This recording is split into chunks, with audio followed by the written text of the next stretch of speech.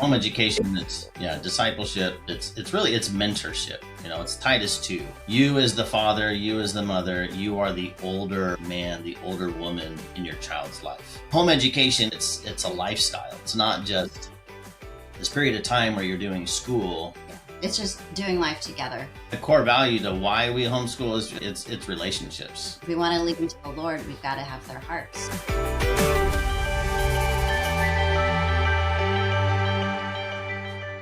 Oftentimes, when I talk to homeschool families, they're worried about what curriculum do I use? How am I going to teach my child to read? Am I going to be able to do algebra?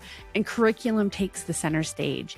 But today we're going to have a conversation with a family that is talking about the little things, the relationship, the time, the iron sharpening iron, and the redeeming that time in order to serve the Lord as a family, and how beautiful that can be in just ordinary choices. So I think it's a really refreshing reminder that the little things about raising a family are really probably the most significant things. So hang on and join us for this conversation. Well, welcome back to the Colorado Homeschool Podcast. We are super excited today. We're having an interview with somebody I get to know and work with regularly, and his lovely bride, Ted Jones, is our marketing director, and Erin, his bride. They've been married for 25 years. You guys have 7 children. Why don't you just tell us a little bit about your family, how you guys met, and maybe how you started homeschooling to kick us off. But you guys are in for a treat. Ted is wonderful. You don't get to see him often because he's behind the scenes doing all the things for Czech. So welcome, guys. Thanks for being here. Yeah, thanks, Kashia. I kind of prefer the behind the scenes, so it's kind of different to be in front of the camera. But yeah, been married 25 years. I proposed on Y2K. For those of you, I would assume most of the audience here knows what Y2K is. Yeah, but proposed on Y2K. And we're married that June. We have 7 children, 1 granddaughter, and 1 on the way. So we've graduated our 3 oldest, and we have 4 still in school. 2 sons and 5 daughters. Well, thanks for being here, guys. What we're going to talk about today is family culture. And I'm probably phrasing that a little different than you would, but will you tell me what you think a family culture is? And how would you define that? As we were talking about that, I think really identity kind of flows from culture, and your culture is going to be created by your convictions and your decisions that you make, and what it is that you do for your family, kind of goals you set for your family will create your culture. So you can't really force an identity. I don't think you can force a culture. Yeah. So the family, who we say is a family identity, flows out of who you really are. So that's different than your image. So we're not talking about image, how other people view you, but rather who you really are, who you are at home. And so how your kids would define you, what they think makes your family distinct. So family identity is going to be distinct. It's going to flow out of how the Lord has created you and what you, like Ted was saying, what you really and truly believe. And so if you have the mindset you want your family to be a particular way, then you have to really value that. That's where your time's going to go and your energy is going to go. If you say, oh, we really want to be known by, loving God's word, but you don't ever pull it out and you never read it, that's not going to be what identifies you. Yeah. You made a couple really great points that I want to point out. First of all, you said it's not image. Amen and amen. It's so easy to fall into that trap of keeping up with the Joneses, but spiritualize it, like making sure we look a certain way, but we're not a certain way. That creates a hypocritical lifestyle.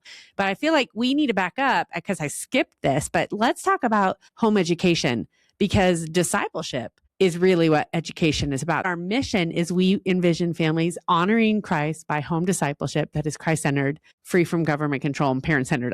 There's no homeschool in that. It's all about discipleship. And will you build on that? What do you think? Because that really ties in well with what you just said, Erin. What is home education to you? Largely, it's doing life together. And it's a lot of ordinary things. It's like there are the academics, but more than that, there's the character and the relationships that you have with one another.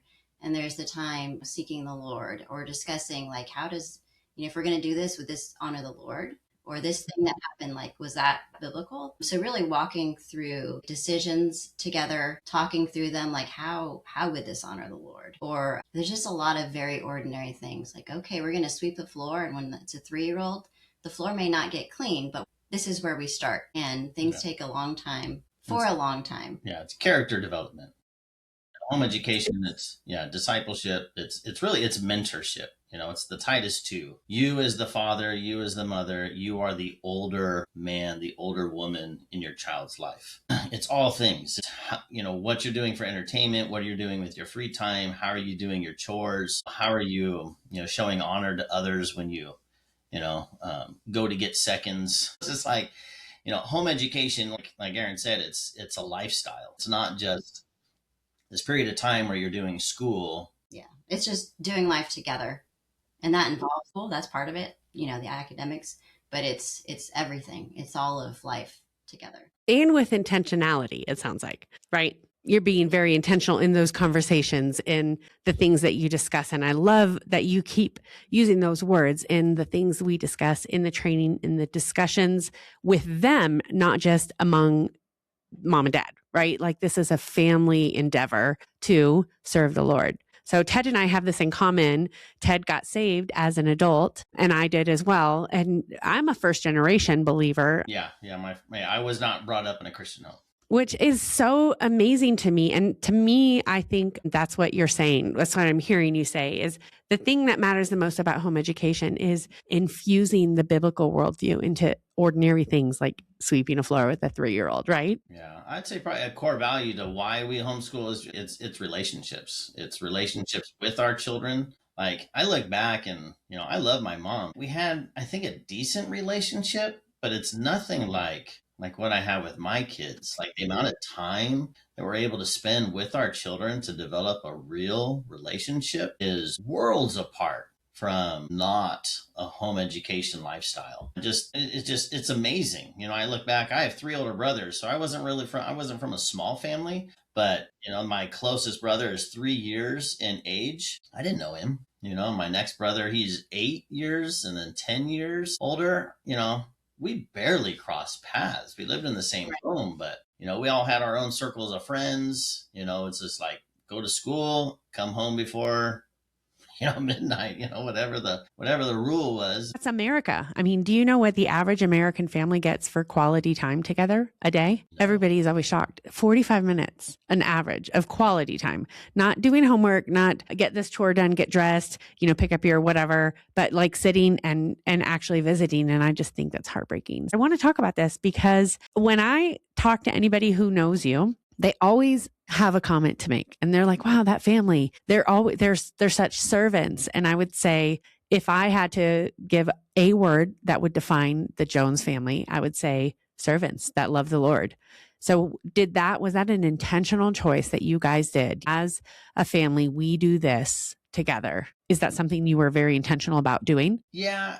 Like we talk about living and learning together. Like everything that we do is together. We're going to explore God's world. Whatever we do, we try and do all in. But really, we made decisions like, are we going to do this activity if we can all do it? Like if we can't include the entire family, it just wasn't something we did. I'm not sure if that's answering your question, but as far as like serving, that's to be a Christian is to serve, right? I mean, it's just we're called to serve, and we want to train and raise our kids up to be servants.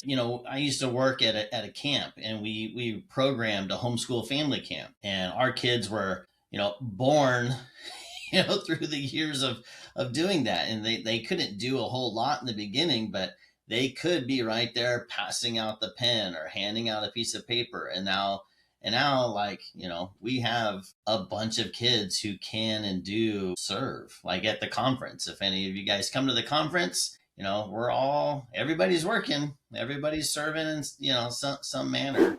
What are you going to be doing June 11th through 13th? If you're wondering, why don't you join me at the Rocky Mountain Homeschool Conference? You guys, I want to personally invite you there. My name's Brandy Gillum, and I'm the conference director. You guys, we have shopping and speakers, a phenomenal homeschooling community, and so much more. Go to RockyMountainHomeschoolConference.com to learn more. I think kind of how we're uniquely wired, that Ted and Erin, is we're like event people. We like to run things. Ted has a very upfront personality where he can take charge easily. We are seldom do we just attend an event. We're usually planning it, running it. And like he said, our kids were like raised in that. And so from the earliest ages, as soon as they could serve in any capacity, they're in it. Maybe they're on my back at first, but pretty soon they're doing another job. And so it's in them. You know, they would rather run an event than attend an event at this point. Like, if we're going to go, what are we doing? Are we serving food? Do we do PowerPoint? Or are we like, what's the job? So I want to unpack that because I mean, I love what you said, Ted, that we're Christians. Of course, we're servants. So clearly it's a discipleship about walking with the Lord, with your family, doing it together. But you still have created this culture where we do this together. So how did you get your children on board? What is going through my head is I hear a lot of families that have PKs. You probably heard the PK syndrome. Oh, yeah. Like the pastor's kid, they're voluntold to do things. So how did you create in the family an opportunity for your children to participate in this and it become something that they were doing with joy? Or was that something that you had to work through in discipline? Well, you know, when I look back, you know, I think very few of my kids want to be on stage with a microphone. You think? Yeah.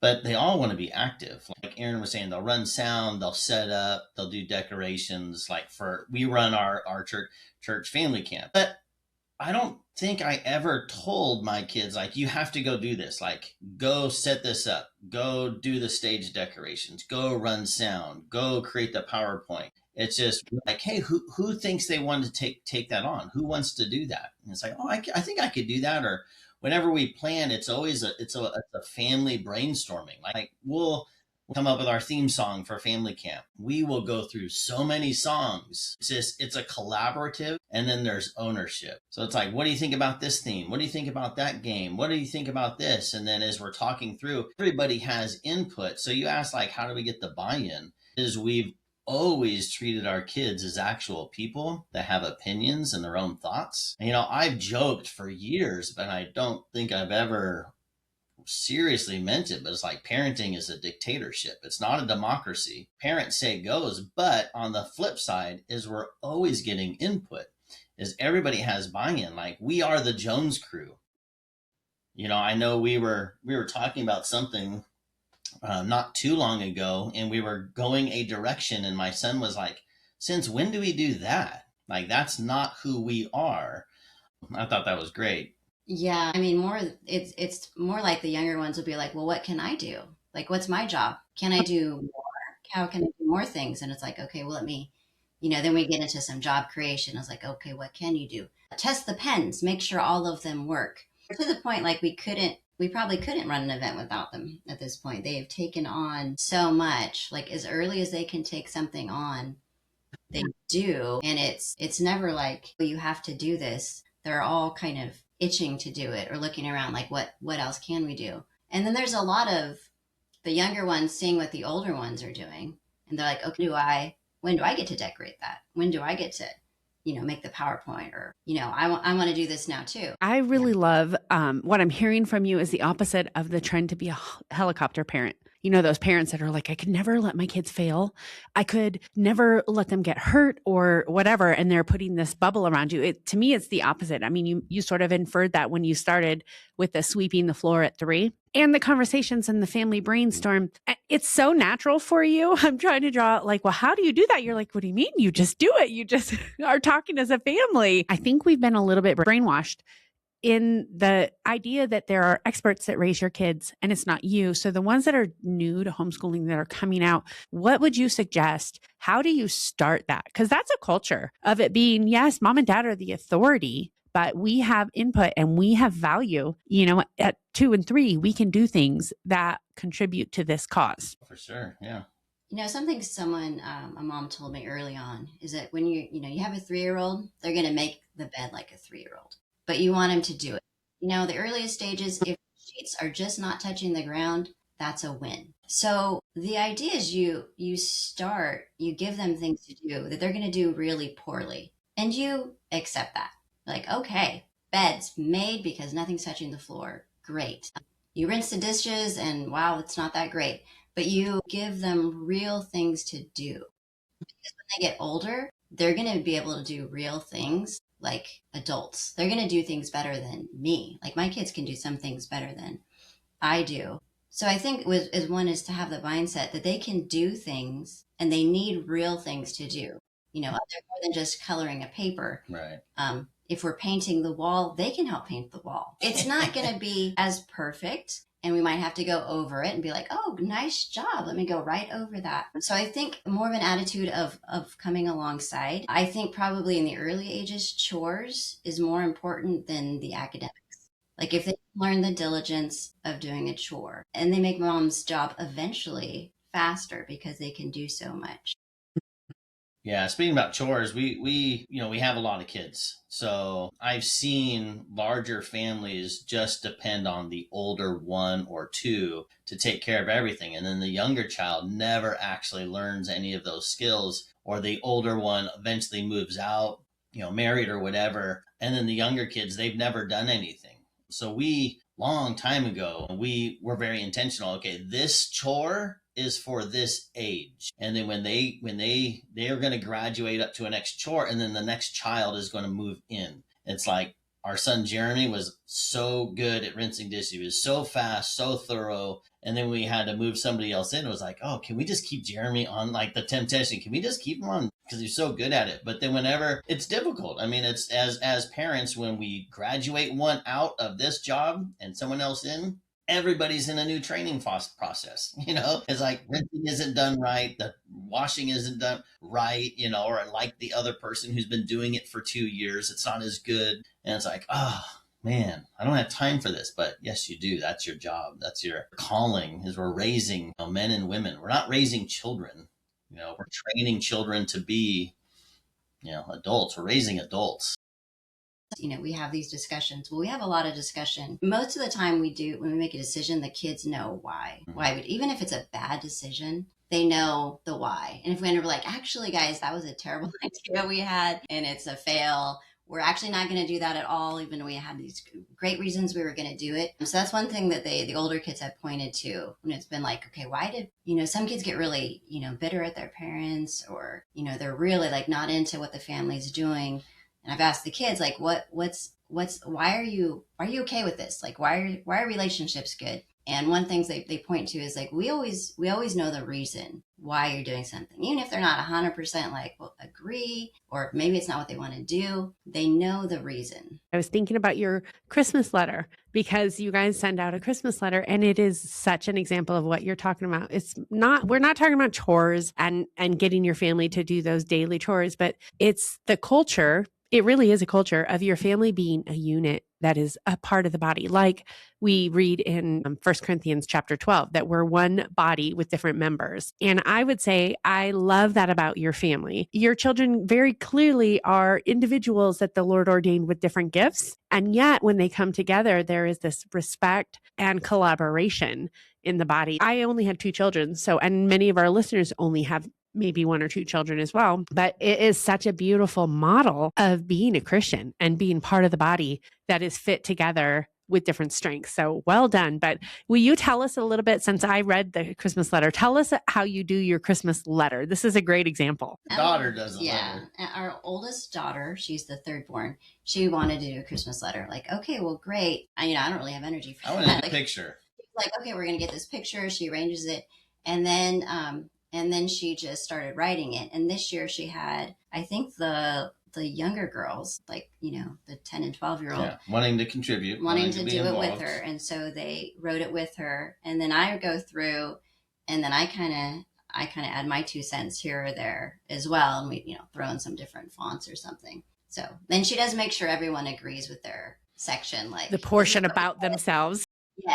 Yes. Like, is it okay to say that? Let's change that a little bit. So I love it. Yeah. So it's such a good example of the collaboration and using each other's strengths. That is so good. And I hope that we're not making this sound like this is just about doing things and doing chores and sweeping floors. It's much more than that. It's more visionary, even like teaching your children about doing life, and even ordinary life, that can be so impactful and strengthening to the family. And I see that in your family so beautifully done. So thank you. When I remember as a young family, and again, it's not a competition. Like if we have 7 and somebody else 2, it really, just be faithful what the Lord has given you. He's blessed us with 7 children. It really comes down to like core values. Is it some core values that our culture has flowed from core values that we hold, and then from our culture has created our family identity. So what does the family actually value? We value relationships. I don't know anybody from my high school. They were everything in that world, right? I still know my family. So what we wanted to be able to create is that our children are best friends.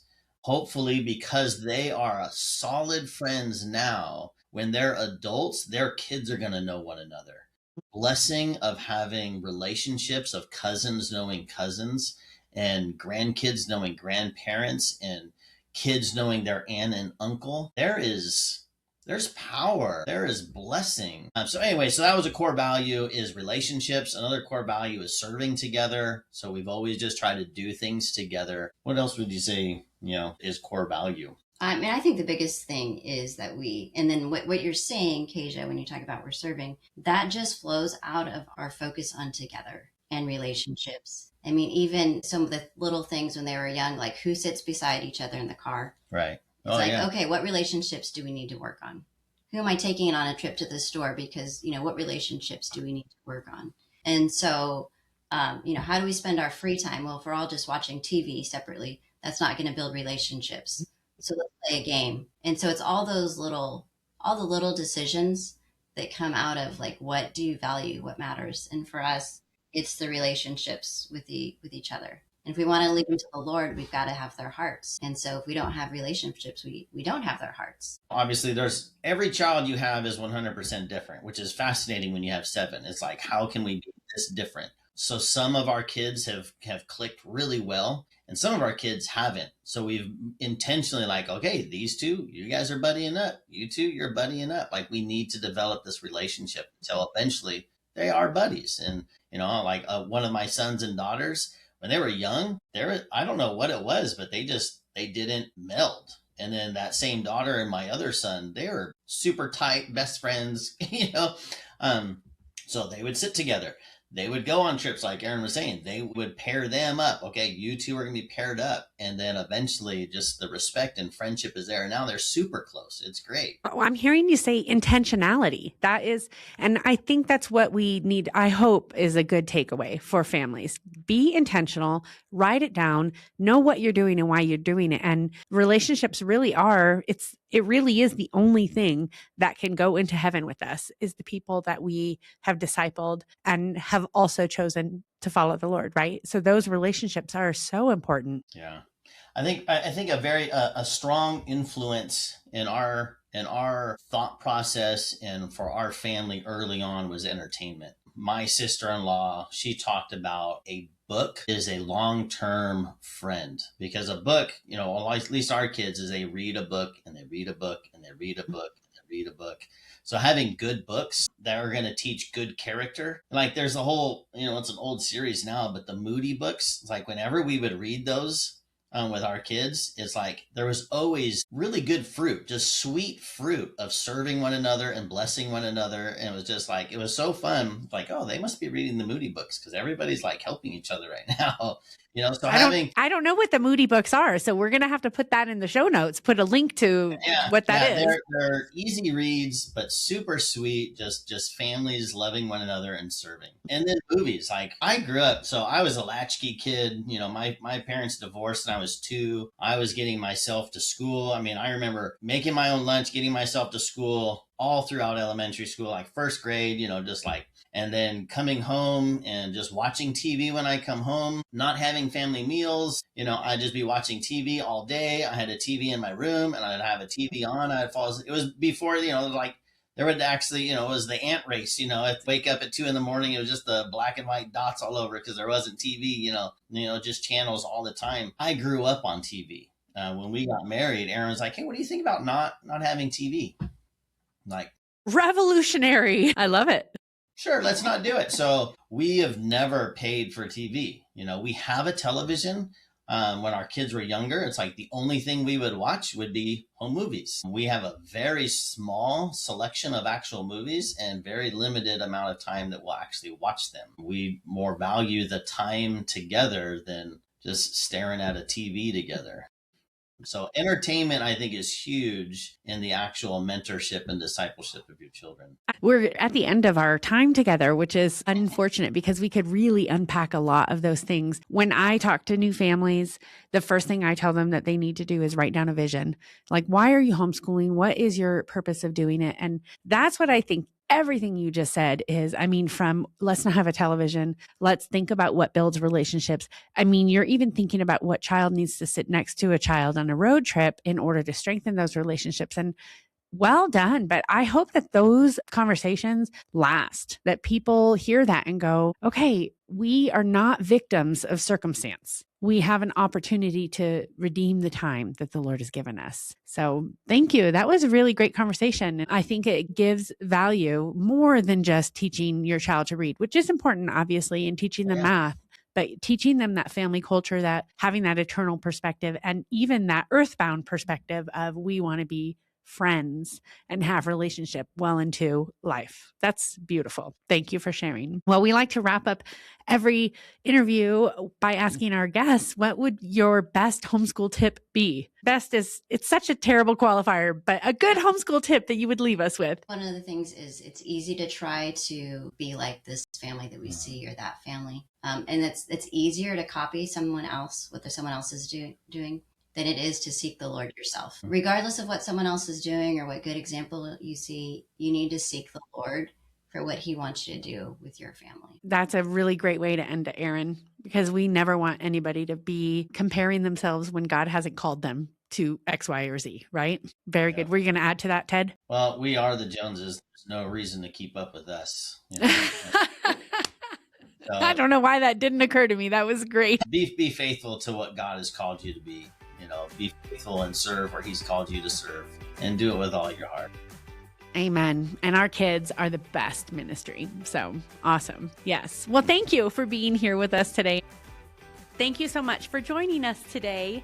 The Colorado Homeschool Podcast is a ministry of Christian home educators of Colorado. We have been motivating parents to disciple the next generation by embracing home discipleship that is Christ-centered, parent-directed, and free from government control.